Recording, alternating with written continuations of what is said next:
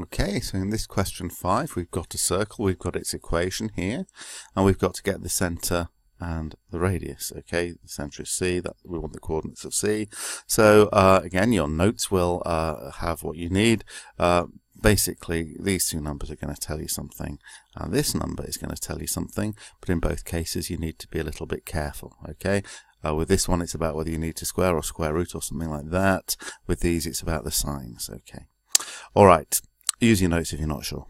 Then in part B, verify. Now verify means it's not the same as show that. We can actually check. So we lying on the circle, we've got the equation of the circle, we've got a point. Whenever they give you a point, they're giving you an x and a y, so you have to check whether that x and that y lie on this circle. Okay, so you just have to see if the equation comes true, and you need to comment at the end. Okay, don't just do something you think is enough to make that comment, actually then make the comment as well. Then we've got to sketch the circle. When you've got its centre and you've got its radius, you've got a point that's on it, so just make sure you show them all the detail on the diagram. Then we've got to find an equation of the normal to the circle. So the first thing is, what is a normal? A normal is a kind of straight line. So as with any straight line, we're going to need a point and we're going to need a gradient. Okay, so how are we going to get a point? Oh, well, we know that the normal is at the point end, so that's a bit of a clue there. And then we need a gradient. Now, what gradient can I find? Okay, you've got various methods for gradient. Okay, you've got the gradient of a straight line, but we're not given a straight line. You've got the 2-point method for gradients. Have you got 2 points? Oh yeah, well this is standard. You need to know that when you're doing with circles, tangents and normals, the 2 points are where you're taking the tangent or normal and then the centre of the circle, and we have the coordinates of C from part A1.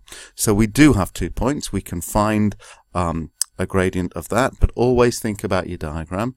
Okay, you've got to be very clear with tangents and normals, okay, whether the gradient you're finding is the gradient of the tangent or of the normal. Okay, so you're using a 2-point method for gradients. Okay, so think very clearly about whether you do or you don't need to adjust the gradient you found to get the gradient of the normal.